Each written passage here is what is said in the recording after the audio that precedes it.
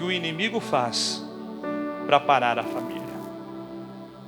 As propostas que ele faz para perturbar os projetos que Deus tem na família. E quando eu começo a olhar para isso, eu vou usar aqui o povo de Israel, que é o povo que Deus escolheu para uma grande obra. E se nós formos ver, nós somos abençoados por causa da promessa que Deus fez a eles na pessoa de Abraão. Lembra do Gênesis capítulo 12? Em ti serão benditas todas as famílias da terra. Então esta promessa de bênção sobre eles chegou até nós. Eles tinham um propósito de uma terra, eles tinham uma promessa que Deus fez para eles de um lugar, de uma habitação, de uma possessão, de um lugar de bênção, de um lugar de cuidado, de conquista. Eles tinham essa promessa. Mas nós também temos uma promessa. A promessa deles era algo literal para este mundo, para este contexto geográfico. A nossa promessa, irmãos, é para uma celestial. E eles almejavam isso sem ter um deslumbre, um entendimento completo do que hoje nós temos através da palavra, mas eles já almejavam isso. Por que eu digo que eles tinham a promessa de uma terra e nós também temos de uma celestial? Porque Deus falou para eles que daria para eles uma terra. Deus disse para eles que colocaria eles naquela terra. Note que o próprio Jesus, ele também nos fez uma promessa. Eu estou indo preparar lugar. João capítulo 14, o Evangelho de João capítulo 14. Eu estou indo preparar um lugar. E quando eu for, eu vou voltar outra vez, para que onde eu estou, estejais vós também. O apóstolo João, este mesmo que escreve essas palavras de Jesus, quando ele está na ilha de Patmos, capítulo 25 do Apocalipse, capítulo 21 do Apocalipse, ele está tendo uma visão, e ele está dizendo: eu estou vendo um novo céu e uma nova terra, e ela está descendo adereçada, ou seja, com endereço certo, com direção certa. E essa nova Jerusalém que está descendo é onde os salvos em Cristo vão habitar após o milênio. Então nós também temos uma promessa. E a promessa, irmãos, ela está sobre nós. O desejo de Deus, nós ouvimos aqui no domingo passado, é que todos venham à salvação, ao pleno conhecimento da verdade. Agora, voltando para o texto, família. Quando eu olho para esta nação que Deus escolheu, Ele fez uma promessa de levar eles a esta terra, a este lugar. Existiu as oposições, existiu os levantes. E aqui tem a pessoa de Faraó, que era o rei do Egito, que é aquele inimigo do povo de Deus, é um tipo de Satanás, é um simbolismo daquele que se levanta para parar esse povo, para aniquilar esse povo. Note que quando Israel desce para o Egito na pessoa de José, você que conhece a Bíblia, desce com ele 70 pessoas para habitar ali. E eles foram para o Egito porque era um momento de sobrevivência. Deus estava conduzindo eles para lá. Por quê? Porque tinha uma grande crise na terra. Agora José está ali, o povo desce, a família dele, que era só 77 pessoas, desceu para aquele lugar. E ali ela cresceu e se multiplicou e tornaram milhões e milhões. Quando eu olho para isso aqui, eu fico olhando que muitas das vezes o ser humano tem uma tendência a se acomodar no lugar. Eles foram ali por causa da crise. A crise veio, teve 7 anos de fartura, 7 anos de seca. A crise passou e eles se instalaram ali. Eles firmaram a sua morada naquele lugar e ficaram por ali.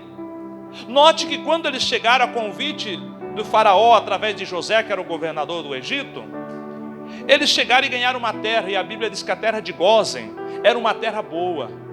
pastagem verdejantes, águas puras. Aí o gado se alimentou, engordou, produziu, estava tudo certo, eles estavam prosperando e eles se acomodaram no Egito. E de repente o tempo passou e eles estão ali. Note que eles não eram para estar permanente no Egito. O Egito era um período de tempo, mas eles tiveram essa tendência a estabilizar-se e ficar ali, está tudo bem. Para que seguir para a promessa? Para que seguir para o lugar que Deus prometeu? Se a gente está comendo bem, está bem empregado, nossa criação está produzindo, está tudo certo. A Bíblia diz que morreu José e veio outro rei que não conhecia José. E este começou a oprimi-los e a persegui-los. E no momento da perseguição, eles começam então agora a lembrar-se da promessa de Deus. No momento da opressão, da angústia, eles começam a clamar ao Senhor. O que eu quero que você entenda, irmãos, isso aqui é um paradoxo muito parecido para os nossos dias. Tem muita gente que eu vejo de vez em quando ele falar assim: eu não vejo a hora que Jesus volte, vem nos buscar, Senhor. Mas geralmente quando está na prova, quando a crise bateu. Quando está tudo bem, está bem empregado, está até meio gordinho, está tudo tranquilo, ele esquece, irmãos. Ele está no Egito, mas ali não é sua casa. Ele está no Egito, mas ali não é sua morada, ele está de passagem. Nós temos uma direção, nós temos um rumo, nós temos um lugar. A gente não é daqui. Aqui a gente está só de passagem. Só que a tendência é, se está tudo bem, vamos ficar por aqui. E às vezes a gente não entende por que certos problemas vêm. Não estou dizendo que todos os problemas é por causa disso, mas muitas das vezes os problemas vêm porque é Deus dizendo assim: você precisa lembrar-se das promessas que eu tenho sobre você, sobre a tua casa, sobre a tua família. E aí a perseguição chegou. Note que a perseguição vem agora sobre a família, sobre o povo de Israel. A primeira dela está no capítulo 1 do Êxodo. O faraó disse assim: olha, vamos matar todos os homens que nascem na família dos hebreus, porque matando eles, essa família vai diminuir. A tendência, a estratégia deste rei chamado faraó, que eu disse é um tipo de inimigo do povo de Deus, é um tipo de Satanás, era misturar tudo. Por que eu digo isso? Porque não nascem mais homens. As mulheres hebreias não casavam mais com homens hebreus. Elas iam misturar a semente com os egípcios e daqui a pouco Israel desapareceu e foi aniquilado. Então o foco, a tendência era exatamente essa, era aniquilar o povo de Deus. Só que nós precisamos entender que muitas das vezes os apertos de Deus, os problemas que vêm sobre a nossa vida, irmãos, é Deus dizendo assim: é só para você despertar e lembrar da promessa. Oh glória! Eu não sei se vou pregar uma mensagem que o teu coração vai arder, mas eu tenho certeza que a tua mente vai sair daqui pensativa, em nome de Jesus, nessa noite. Quando eu olho para isso aqui, irmãos, tentou de todas as formas: vamos matar os meninos, porque senão eles vão crescer demais, daqui a pouco eles vão se unir com os inimigos, vão vir contra nós. Mas o foco deles era exatamente esse, em toda a história bíblica, era destruir os judeus, era destruir esse povo. Mas, mesmo diante desta palavra do rei, Deus trabalhou e trouxe os seus livramentos. A ordem do rei é: mate todos os meninos. As parteiras disseram: a gente teme a Deus, não fizeram isso. A outra ordem é: jogue todos os meninos no rio. Não pode nascer nenhum menino hebreu. Só que mesmo com a autoridade do rei dizendo: é morte, não vai ter vida, não vai nascer ninguém, é nesse tempo das impossibilidades, é nesse tempo onde tudo dizia é impossível nascer alguém, é aí que Deus levanta o libertador deste povo. É aí que vai nascer Moisés. O rei está dizendo: vocês procurem. Não pode nascer nenhum menino na casa dos hebreus. Mas é aí que Deus resolveu fazer Moisés nascer para libertar aquele povo. O que eu quero que você entenda, irmãos: nós nunca dependemos daquilo que está à nossa volta. Nós temos um Deus, aleluia. Nós temos um Senhor, e este Senhor está comandando a história. Ah, mas o fulano de tal, o rei, o governador, o presidente determinou. Tem gente que se escabela e fica com medo de qualquer decreto. Entenda uma coisa, irmãos: enquanto eu estiver no propósito de Deus, eu estou caminhando na direção certa. Não é homens que vão nos parar, não é a circunstância dessa vida que vão nos parar. Nós temos um Deus que está cuidando da nossa história, aleluia. Deixa eu liberar uma palavra profética. Pode até existir morte ao nosso redor, mas na minha casa, na sua casa, diga isso: na minha casa e na sua casa haverá vida e livramento de Deus, aleluia. Pega isso em nome de Jesus: na minha casa e na sua casa haverá livramento de Deus. Oh glória! Moisés nasceu, cresceu. Eu não vou falar muito sobre ele, porque senão o tempo não vai permitir.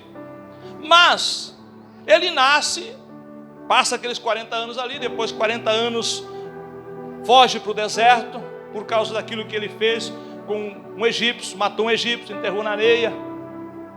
Ele tentou aqui, irmãos, cumprir o propósito, porque Moisés nasceu com um propósito. Moisés tem um propósito, e o propósito é libertar o povo. Só que Deus disse: Moisés, eu vou libertar esse povo através da tua vida. Eu vou libertar eles do Egito, do exército de Faraó. E Moisés tentou aqui naquela circunstância libertar, lutando contra um soldado. Ou seja, agiu antes da hora, fez o que não era para fazer, enterrou o homem na areia.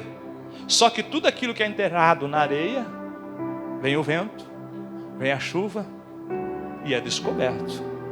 E deu problema e Moisés teve que fugir. Só que você vai ver lá na frente que quando Deus disse a Moisés: é a hora, Moisés não precisou levantar a espada, Moisés não precisou guerrear, simplesmente confiar no Senhor. Moisés estende esse cajado sobre o mar. Só isso, Senhor, só isso. E o resto, deixa que eu sopro o vento. Aleluia, oh glória.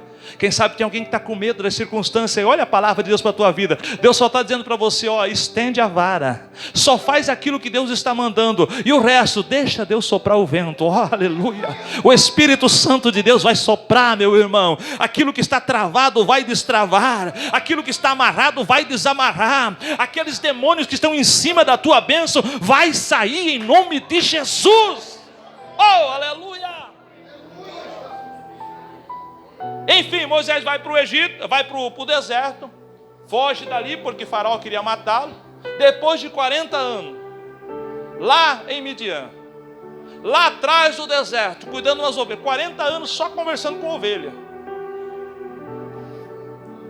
Quem sabe o pensamento de Moisés é esse: agora não existe mais a promessa, não existe mais o propósito, acho que é isso aqui mesmo. Quando ele pensa que não tem mais nada, é aí que Deus aparece, lá na sarça, e o chama para o propósito novamente. Ou seja, Moisés, você pensou que o propósito falhou, mas é aqui que começa. Você pensou: ah, Moisés, mas eu já sou um homem de idade, os cabelos... Olha a palavra para aquele de cabelinho branco, com todo o respeito aí. Eu já estou velho, já estou cansado. Mas quando você pensa que não tem mais nada para fazer, é aí que Deus está dizendo: eu ainda tenho planos, eu ainda tenho propósito contigo. Não é os teus cabelos brancos que vão te afastar do propósito. Ao contrário, esses cabelos brancos vão servir de experiência para você viver o propósito. Oh glória. Aí Deus o chama, e Moisés vem para o Egito. Quando ele chega no Egito, irmãos, ele vem com a missão. Qual é a missão? Resgatar o povo dali, que não é mais 70 pessoas, é milhares de pessoas. A Bíblia fala mais de 600 mil, fora mulheres e crianças. É muita gente. E quando eles chegam no Egito, a ordem é para ir a Faraó e falar para Faraó: Deus mandou aqui para a gente resgatar o nosso povo. Deixa o nosso povo ir ao deserto, seguir o seu caminho para prestar culto a Deus. O sacrifício era adorar a Deus, fazer um culto a Deus. E aqui eu começo a olhar, irmãos, que Faraó endurece o coração, e essa dureza do coração era Deus já trabalhando para o juízo que Deus tinha sobre aquele homem perverso. Aí Deus começa a mandar uma praga, manda outra. Você conhece, vai vir 10 pragas. Só que quando chega na 4ª praga, Faraó chama Moisés e Arão e diz assim: eu vou deixar vocês ir. É o verso que eu fiz leitura, capítulo 8, verso 25. Ou melhor, a primeira proposta é o seguinte: para que vocês querem sair do Egito? Sacrifiquem aqui mesmo. Ou seja, façam o vosso culto aqui mesmo.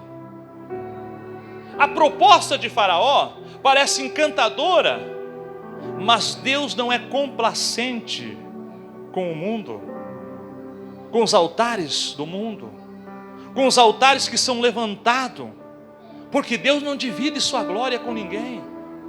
O que eu começo a olhar para isso aqui, meus irmãos, eu olho é o seguinte: Tiago vai dizer no capítulo 5 e 4 da sua carta, parece que é 5 e 4, alguém me ajuda aí, dá uma olhadinha aí para eu não falar errado, que ele vai dizer assim, ó, a inimizade do mundo constitui-se, a amizade do mundo constitui-se inimizade de Deus. Quando ele disse isso aqui, sacrifique nessa terra, o Moisés rapidamente diz assim: não é assim que tem que ser, não é desse jeito. Deixa eu trazer isso para nós. Qual é a proposta do diabo? Qual é a proposta de Faraó? Você pode prestar o seu culto aqui no Egito. É mais ou menos desse jeito. Você pode servir ao seu Deus, mas vivendo no Egito. Você pode até estar na igreja, mas você continua com a tua vida que você levava no Egito normalmente. Quer que eu clareie um pouco mais? Você pode ir para o culto, você pode estar lá na igreja, você pode estar participando da Santa Ceia, mas você pode estar aqui no mundo mentindo, bebendo, tomando uma cachaça, nos vícios, na prostituição, no adultério. Tudo bem, você oferece o culto ali e você permanece no Egito. Esta é a proposta de Faraó, irmãos. E deixa eu dizer para você que o tempo presente, nós estamos vendo muito esse tipo de coisa. Eu estou na igreja, mas não se libertou do Egito. Eu estou participando, mas não se libertou do Egito. E Deus me trouxe isso como uma flecha ao meu coração, irmãos, que nós precisamos entender uma coisa: Satanás está armando artimanhas para roubar a nossa casa, para saquear a nossa casa, para destruir a nossa fé, para nos roubar das promessas de Deus. E muitas das vezes a gente até está vivendo desse jeito. A domingo, para a igreja. Mas e a transformação de vida? É a proposta dele. Você pode sacrificar para Deus, adore a Deus, mas continue no Egito. Continue no Egito.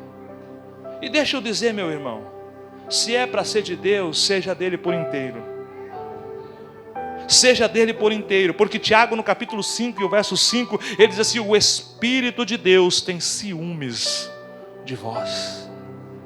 Deus não divide os seus adoradores com o mundo, irmão. Ou é de Deus ou não é de Deus. Eu sei que mensagens como essa são mensagens que às vezes não descem. São mensagens que às vezes as pessoas nem gostam de ouvir. Mas deixa eu dizer uma coisa, que quem prega, o compromisso dele não é com os seus ouvintes. O compromisso dele é com o Deus que lhe chamou para pregar. Moisés está dizendo: não, desse jeito a gente não pode levantar sacrifício. Como é que a gente vai levantar aqui no Egito? Tem que ter essa separação. Não dá para a gente vir para a igreja e continuar praticando o que praticava no mundo. Ou há uma mudança, ou é melhor ficar no Egito e desistir das promessas. E essa é a primeira oferta que ele faz: fique no Egito, prestem culto, adorem, mas fique no Egito. O segundo, a gente fez leitura aqui no verso de número 28. Bom, já que vocês não querem ficar aqui no Egito, então vocês vão, mas não vão muito longe. Ou seja, que essa extensão, essa ligação permaneça com o Egito. Não vão muito longe porque é fácil vocês voltar para trás. A proposta dele é essa. A primeira, ele disse assim: fique aqui, adore aqui. Mas Deus não aceita a adoração. E Moisés é aquele pastor que se levanta e diz: não, isso aqui não é certo. O nosso culto é um culto genuíno. A nossa adoração é uma adoração verdadeira. Não dá para vir para a igreja e continuar no vício. Não dá para vir para a igreja e continuar fornicando, adulterando. Não, se é para vir para Deus, é para vir para Deus. Aleluia. Oh glória, se tem alguém que está com a vida enrolada, meu irmão, procura acertar hoje ainda, porque Deus não se agrada disso aqui. Se é para oferecer culto para Deus, tem que ser culto verdadeiro, com inteireza de coração. Aleluia. Agora a segunda proposta: não vá muito longe, ou seja, assim você vai ficar ali sempre olhando para o Egito. E note, irmãos, que Deus queria, se você ler o capítulo 13 e o verso 17 do Êxodo, você vai ver que Deus queria arrancar o Egito do coração daquele povo. Tem gente que critica por que Deus demorou 40 anos conduzindo eles no meio do deserto. Se você for estudar, você vê que tem um caminho que passava pela terra dos filisteus que era muito mais rápido. Eles não estão andando ali porque estão perdidos, eles se perderam. Só que o Deus que conduzia eles não está perdido. E lembra que eles eram conduzidos por uma coluna de fogo, por uma nuvem. Então eles não estão perdidos. É Deus que está conduzindo eles por um caminho mais longe. Por que essa demora? Porque ninguém entra em Canaã enquanto não arrancar o Egito do coração. Aleluia. Oh glória. Oh glória, você está entendendo o que eu estou pregando aqui para você, meu irmão? Quem sabe você não está nem com vontade da glória a Deus, está até distraído, nem vou dar bola, pastor. Tudo bem, não tem problema, mas uma coisa é certa: ninguém entra na terra prometida sem arrancar o Egito do coração. Pastor, não estou gostando, sinto muito, mas é Bíblia, é palavra de Deus. Glória. Aleluia, oh glória. E esse verso aqui do capítulo 11, o capítulo 13, o verso 17, você vai ver isso. Deus levou eles por um caminho mais longo. E a proposta de Faraó é essa: não vão longe, porque o Egito ainda está no coração, é só olhar para trás e assim: vou voltar. E você vai ver que eles estão lá na fronteira, e o desejo deles é: que saudade dos pepinos, dos melão, das cebolas. Irmão, eu nunca vi gente ter saudade de pepino, de melão e de cebola, eu nunca vi isso. Mas é que o Egito, irmãos, que está sobre o poder do diabo, ele maquia as coisas, ele encanta. Diante da prova, diante das circunstâncias, eles olhassem: era melhor a gente ter ficado lá tinha pepino, já tinha cebola. Mas espera aí, irmãos, tem um Deus que está mandando carne no meio do deserto, tem um Deus que está mandando água fresca no meio do deserto, tem um Deus que está mandando pão, tem uma padaria celestial que está mandando pão todo dia no meio do deserto. E tem crente mendigando, desvejando as coisas do Egito. Aleluia. Oh glória, oh Espírito Santo de Deus. Ah pastor, eu não estou entendendo essas coisas que estão acontecendo. É Deus te conduzindo pelo caminho mais longo da promessa, porque o Egito tem que sair do teu coração, ou senão você vai andar, vai rodear, mas não vai entrar na terra que Deus te prometeu. Proposta do diabo: não vá longe, mantenha a sua ligação com o Egito, deixa o Egito no teu coração. Mas há um Deus que usa os Moisés, há um Deus que levanta os Moisés. Às vezes Moisés é meio gago, meio sem um linguajar, quem sabe muito legal, mas Deus levanta os Moisés para dizer: corte os laços com o Egito, não aceite as propostas de Faraó, não aceite essas propostas encantadoras do diabo para parar você e a sua casa e a sua família. Terceira, capítulo 10, a partir do verso 9. Você, quem sabe que não entendeu o texto, aqui Moisés está chegando, dizendo para Faraó: deixe o nosso povo ir. E aí Faraó, depois de várias pragas que vieram,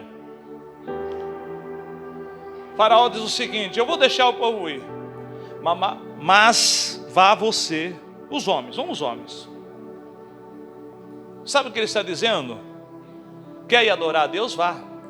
Quer caminhar para esse propósito? Caminhe. Mas sai só você. A tua família fica.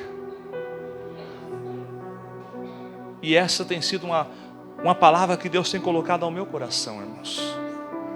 Vá você, mas deixa a tua família no Egito.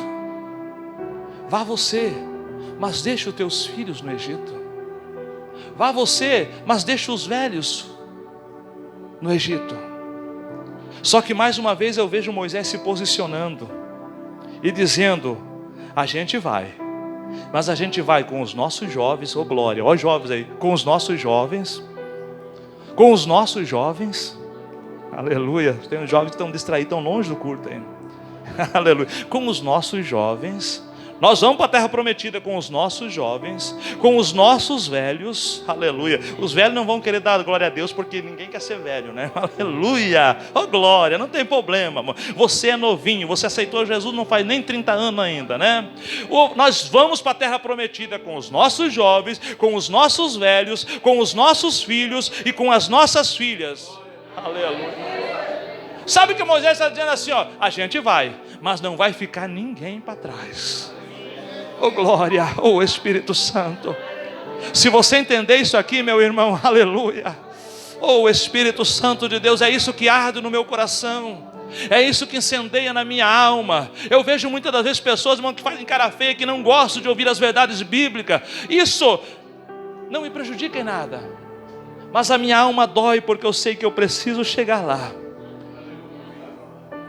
E eu quero que vá os nossos jovens, os nossos filhos, os nossos velhos, aleluia, eu e a minha casa, aleluia. Uramandaraia, sebe, arabassuri, amandaraia. Pastor, vai dar trabalho? Vai dar trabalho. A gente vai ter que enfrentar adversidade muita. Mas se posicione. Eu não aceito deixar meu filho. Eu não aceito deixar os nossos velhos. Eu não aceito deixar os nossos jovens. Porque a gente está vendo hoje em dia falar: mas a juventude de hoje está perdida. Não, meu irmão, tem Moisés que está pregando, e Deus está dizendo: eles vão também. Eles vão viver o propósito. Eles vão chegar lá, em nome de Jesus. Nós vamos chegar. Oh meu Deus, não vai dar tempo de eu terminar essa palavra, mas ainda não vai ter mais umas noites para a gente falar sobre isso. Deus falou para Moisés: chegou a hora, Moisés. Ah, mas Faraó está dizendo que não. Deixa eu usar, vocês têm aqui no peito. O Lula está dizendo assim: não vai, vocês não vão não. Aí Deus está dizendo: Moisés, não esquenta a cabeça com o Lula, vocês vão. Aleluia. Oh, aleluia. Me perdoe se tem alguém do PT, irmãos. É só uma analogia do texto aqui. Ah, mas o Faraó está dizendo: não vão. Mas Deus está dizendo: ô Moisés, prepara o povo. Diga para eles fazer banquete. Diga para eles matar um cordeiro. Aleluia. Irmãos, sente na mesa, comam com os lombos cingidos, sapato no pé, cajado na mão, como quem está dizendo assim: eu não estou vendo as coisas acontecer, mas Deus falou e eu estou pronto. Deus falou e eu estou pronto. Aleluia. Oh glória. Deus disse: ô Moisés, diga para o povo que esta noite eu vou passar pelo Egito e vou destruir todo o primogênito da casa dos egípcios. Vai ter livramento no Egito a casa que tiver sangue do cordeiro nas vergas, nos umbrais da porta. Oh glória, você está entendendo, irmão, por que na tua casa tem livramento? Porque tem sangue do cordeiro. Oh glória, tem gente que chega a sexta-feira, irmão, vai lá derramar sangue de bode, sangue de galinha, sangue de tanto bicho, mas não tem livramento, irmãos. Não, para ir para Canaã, e esta casa que vai para lá é sangue do cordeiro, é sangue de Jesus. Aleluia. Moisés, diga para eles passar o sangue. E outra, a casa que eu passar e que tiver sangue do cordeiro nas vergas da porta, essa casa não vai ter mortandade, vai ter livramento. Diga mais, Moisés, diga para eles que eles vão comer todo o cordeiro. Irmão, deixa eu abrir um parênteses aqui, ó. Quem estava de inimizade, que congregava na mesma igreja, que morava perto um do outro, está com um problema aqui. Eu não acredito que tem isso, mas se tem esse tipo de coisa, vai dar problema. Porque o texto do capítulo 12 do Êxodo diz assim, ó: se a tua família for pequena, junta com a família do teu vizinho, vocês vão ter que comer o cordeiro junto, porque não dá para deixar nada, é comer todo o cordeiro. Aí, irmãos, eu me encanto com isso aqui, porque o cordeiro está aqui, ó. Esse é o prato, esse é o manjar. Aí tem gente que pega assim: o Senhor é meu pastor, eu quero. Oh, eu e a minha casa, eu quero. Mas não é só essas partes, irmãos, é todo o cordeiro, é todo. Quem vai para a terra prometida, quem está pronto para ir para Canaã, tem que se alimentar de todo o cordeiro. Tem partes do cordeiro, irmão, que a gente diz assim, parece que fica engasgado aqui, para dizer: ui, meu Deus, eu tenho que fazer isso. Não é obrigado, mas se quer ir para Canaã, tem que se alimentar de todo o cordeiro. Leia o capítulo 12. Isso aqui que eu estou falando, irmãos, é tudo uma sombra do que vem no Novo Testamento. Se alimente dele todo. E aí esteja pronto, porque a qualquer momento vai chegar a hora. Pois bem, chegou esse dia, mortandade no Egito, mas tinha livramento nas casas dos hebreus, não porque eles eram bons, mas porque tinha sangue do cordeiro. Moisés os resgatou de lá, e eu nem vou falar sobre a história de como foi, mas os resgatou de lá, os conduziu pelo deserto e trouxe eles até a fronteira, até as terras de Moabe, próximo de Jericó. Deus levou ele em cima do monte Nebo, se não estou equivocado, e disse: Moisés, lembra do que eu prometi? Está diante dos vossos olhos. Só que Moisés, irmãos, um homem que andou com Deus, um homem tremendamente usado por Deus, mas um dia ele perdeu a calma e desobedeceu a Deus. E Deus disse assim: Moisés, por causa dessa desobediência, tu não vai entrar lá. Você vai ver com os teus olhos, mas não vai entrar. E Deus, irmãos, tem hora que parece que Deus levou Moisés em cima do monte e disse: Moisés, está lá, ó, tudo que eu prometi, está lá, mas você não vai entrar. Eu não sei se isso serve, irmãos, como uma advertência, mas os desobedientes não entram na terra prometida. Outra coisa, os murmuradores não entram na terra prometida. Esse foi um dos motivos que Deus fez eles 40 anos. Sabe o que é isso? Está aqui, ó, o lugar. E eles ficam rodando, caminhando ao redor. Por quê? Porque Deus queria destruir todos os murmuradores. É culto de Santa Ceia, irmãos. Note isso. Desobedeceu, era tão pouco, mas era desobediente. Desobedeceu, não entrou. Os murmuradores também não entraram. Só que Deus não vai falhar com a sua promessa. Deus já tem alguém preparado. E Deus usou o próprio Moisés para preparar Josué. E aí Josué se posicionou. Deus falou: Josué, levanta. Você vai fazer esse povo herdar a terra que eu prometi a vossos pais. Sabe o que eu entendo, irmãos? O pastor pode até falhar, mas as promessas de Deus não falham. Tudo que ele prometeu, irmãos, está de pé. Aí eu fico olhando que Josué se levantou. Deus disse: Josué, põe-te em pé. Passou Moisés, agora é a tua vez. Senhor, e o que eu faço? Como eu vou saber se o meu caminho vai ser próspero? Como eu vou saber se o meu caminho vai ser guiado por ti? Estou falando de Josué capítulo 1. Aí o Senhor diz: ô Josué, medita nessa lei. A deles ainda era a Torá. Medita nessa lei. Senhor, quanto tempo? De dia e de noite. Meditar não é ler, irmão. Meditar é aqui, ó, você está pensando nela. Porque se você fizer isso, Josué, eu vou fazer o teu caminho próspero. O teu caminho será bem sucedido se meditares na lei de Deus. E parece que Deus fala com Josué, e Josué parece uns crentes que eu conheço por aí, assim, meio desanimado, meio desapercebido. Aí Deus diz assim, ó, tem bom ânimo, Josué. Aleluia, que Deus tremendo, irmão. Tem bom ânimo, Josué, porque eu sou contigo. Pronto, medita na lei de Deus. Deus está comigo, meu irmão. Josué se levanta e conduz o povo até a terra prometida. Estando na terra prometida, receber as heranças, receber as riquezas, receber tudo que Deus prometeu para eles. O tempo passa, Josué já está velho.